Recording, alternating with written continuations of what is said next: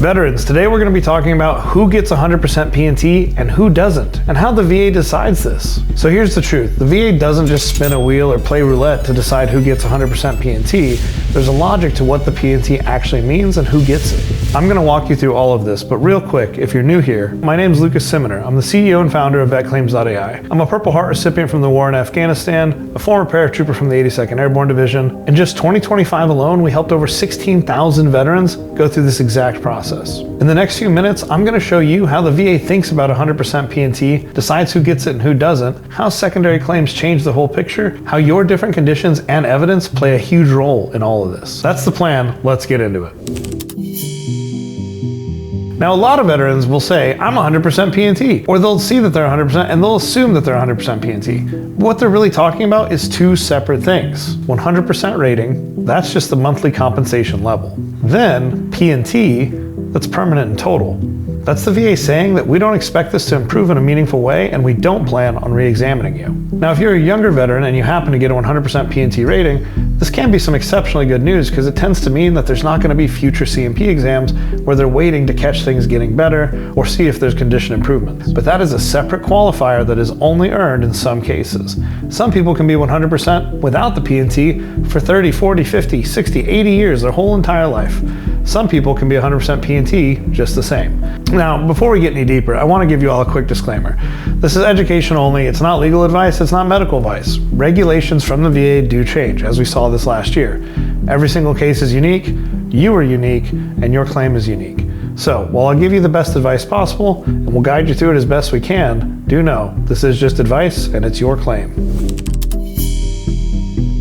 Now let's start at the basics, right? How does the VA build your rating? Let's say, for example, you're a veteran that has PTSD for 70%, lumbar spine at 20%, radiculopathy at 20%, sleep apnea at 50%, and migraines for 30%. Now, obviously, if you add all those up, it goes way over 100. To make it simple, if you get a 50% rating, that means that 50% of the body is remaining. If you got another 50% rating on top of the first one, that would still leave you with 25% of the body remaining. We're not going to spend this whole video doing math problems, but you should understand this. The VA is essentially asking how much of you is already disabled and how much room left there is for more disability to come. Now, as I said before, not all ratings are treated the same. Some are looked at as permanent, not going to get better, things that can't improve. An example of this might be arthritis. It's improbable that your arthritis actually gets better or reduces. On the other hand, something like migraines, especially if it's secondary to something, could improve over time. Subsequently, if it can improve over time, the VA assumes that it probably will. And that is where VA reevaluations can come into play. Now, I do want to point out that there are some pretty critical conditions out there that even though they're horrible and most likely life-threatening, they still will trigger reevaluations because they could come and go. Those things being cancer, ALS, Parkinson's. If it's a condition that could go dormant or can get worse or could just go away altogether, it's going to be looked at as something that needs to be reevaluated. And this is where people start talking about static claims versus claims that are subject to future review. Different raters will use different language, but the idea is some conditions are expected to stick and some are expected to be checked again. And that difference is what really matters when we talk about P&T. Now, what if I could tell you that for free, you could look at your claims, every single one of them, and be able to tell which ones the VA is considering static and which ones are up for review. And even better, which ones might have an expiration date where they have to be re-examined. Now, I know that sounds too good to be true because we all know the VA website doesn't actually give that information. And we know that you're not going to get it anywhere else. But you're in luck. VetClaims.ai has built a free rating analysis tool. It's a Google Chrome plugin, and all you have to do is go to the VetClaims.ai website and find the plugin, or go to the Google Chrome web store and find the plugin. Just search VetClaims.ai. This free rate analyzer, it keeps all the information on your machine. We don't see any of it, doesn't go anywhere, but it's a Chrome plugin that when you log into the VA, it'll pull all the information you need to know which of your claims are considered static, which are considered dynamic, and if any of them have an expiration date on them. If you're interested, we put a link in the description. Go check it out now. So let's break this into two buckets, long-term versus reviewable. So in bucket A, we're going to have long-term damage, right?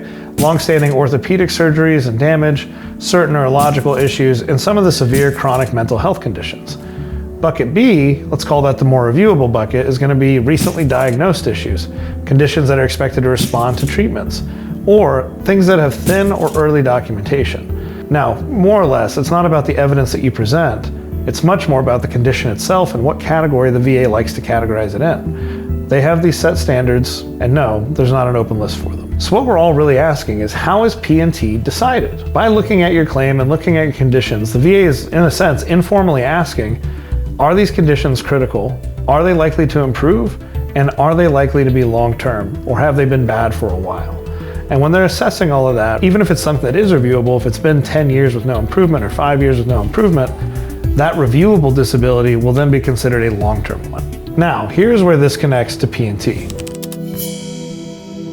Let's walk through this with a simple example. I'll keep the numbers round and we're not going to do a math problem, but you'll get the general idea. So I've got a veteran here who has PTSD at 70%, sleep apnea at 50, lumbar spine at 20, radiculopathy at 20% left and 20% right, so they should get some bilateral multiplier there, and then their migraines at 30. Now, when the VA math does its thing, this does give you a combined 100%. That's awesome and it's a huge achievement. But when a rater looks at that list and thinks about what's permanent and total in it, they're not just going to say, cool, 100% equals P&T for everybody. That's not how that works, right? They're going to go through this list of claims and they're going to say, which of these is long-term, severe, unlikely to improve? And then they're going to go through the ones and say, which of these are more dynamic or fluctuating, likely to improve with treatment? Now, in this example, the spine and nerve issues in PTSD, they're severe and they've been documented for years. So let's call those stable and say that they're permanent and total. Your sleep apnea, though, was just recently service-connected and they want to see how treatment goes. Maybe it's because of weight gain, and once you lose weight, you no longer need the CPAP and you no longer have sleep apnea. The migraines, there's a shorter paper trail, they're temporary, they were diagnosed more recently, right? So even though there's nothing in the world that says migraines are unlikely to continue or likely to continue, it's an individual basis. The VA is going to not call that P&T, especially if it's a newer diagnosis. So the majority of your rating isn't permanent and total. Thus, you're not going to get permanent and total. It's not to say you don't deserve something, it's to say a lot of your claims are newer and they want to see how they respond to treatment. So what the rater's ultimately going to say is, I'm going to grant you 100%, but I'm not ready to call this permanent and total yet, because I want to see how some of the conditions respond to treatment. And that's exactly what they're going to put in their justification to the rating for their supervisor. And that is when you're in stage 5 and it's a waiting decision. So ultimately, this veteran is going to end up with 100%, but it's probably going to be a few years before anything on there is considered P&T. The point is that P&T is about the nature and trajectory of your disabilities, not just what shows up on the VA claim percentage calculator. Now, let's take that same veteran and let's zoom in on something very, very common. Almost every single veteran, especially veterans that have gotten the rating they deserve, have secondary conditions on their claim. Over time, your existing service-connected disabilities can cause additional problems like PTSD, which can be linked with IBS. Orthopedic problems can change the way you walk. For example, if you hurt your back, it's probably changed your gait, which means you put more pressure on one of your legs or more weight, therefore wearing one of them out more. Or if you hurt one of your knees, maybe your back and the other knee are also hurt too. These things work in unison. It's called a compensatory injury. When those secondaries are ultimately severe, well-documented, and long-standing, the VA is going to look at them differently. So what we know about secondaries already is that they add to your rating percentage, right? And they can be linked to a service-connected disability instead of service itself. Ultimately, these things are painting a narrative of how your conditions affect your life. And it's showing that it's not just a rough patch, it's a genuine reflection that this is what you're dealing with and it's unlikely to get better. And that picture is what the rater's going to be evaluating, not just the diagnostic codes. The raters have discretion, and when you paint the narrative, that's when they use it. Conversely, if you don't paint the narrative and you're just claiming disabilities and you're not writing statements in support of your claim and you're not telling your story with your claim to the rater, they're just going to look at it off the diagnostic codes because that's ultimately all you've given them. So what can you actually do? You need to understand and know what's driving your rating. What are the heaviest hitting conditions that you have? How long have they been documented for? And how severe are they day to day when it comes to affecting the different facets of your life? The next piece of this, right, is making sure that your medical evidence matches your reality. You need to talk to your providers about how long your symptoms have been going on, how they're affecting your work, relationships, and day-to-day function. And when it comes to these secondary disabilities, make sure they're documented. Now finally, you need to expand your optics, look at the mission on a broader level, and use all 3 lanes of evidence whenever possible. And what are the 3 lanes of evidence? Well, of course, we've got medical, which is going to consist of your diagnoses, your treatments, what have you. And then we're going to have personal and service context. Your statement in support of the claim, what you were doing, where you were, your deployments, how it affected you while you were in the service, immediately after, and up until today. Has it progressed, gotten worse? what triggers it, so on and so forth. Explain your MOS, explain what your duties actually entail. And finally, lay evidence. Now what is lay evidence? Lay evidence is everything. So when it comes to your buddy statements, your lay statements, your statements in support of the claim, and even your nexus letters, ensure that you're using that lane of evidence. When those three lanes tell the same story, what you're doing is just compounding the narrative you've already provided.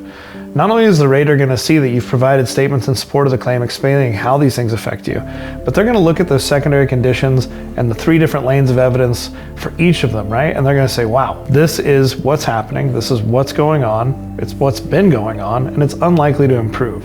This veteran is suffering, and here's the rating they deserve, and it's improbable that we need to take the time or money to reevaluate this later. That is the power of using all three lanes of evidence and ensuring you're telling your story through your claim. Now listen, if all of this feels tedious and overwhelming, trust me, you're not alone. My team at VetClaims.ai helps over 5,000 veterans every single month get the rating they deserve. We don't file claims for you, we don't touch your back pay, and we're not here to push you into anything. We guide you step by step so you can file like a pro and understand what's happening with your own claim. If you want a veteran-to-veteran team to help you build a plan and strategy instead of trying to Google your way through it, there's a link at the top of the description of this video where you can book a free call with us. Thanks for hanging out with me today, and I hope this video added massive amounts of value. If it clarified anything for you, please share it with other veterans who you think it would help too. Tell us what video you want us to make next in the comments below.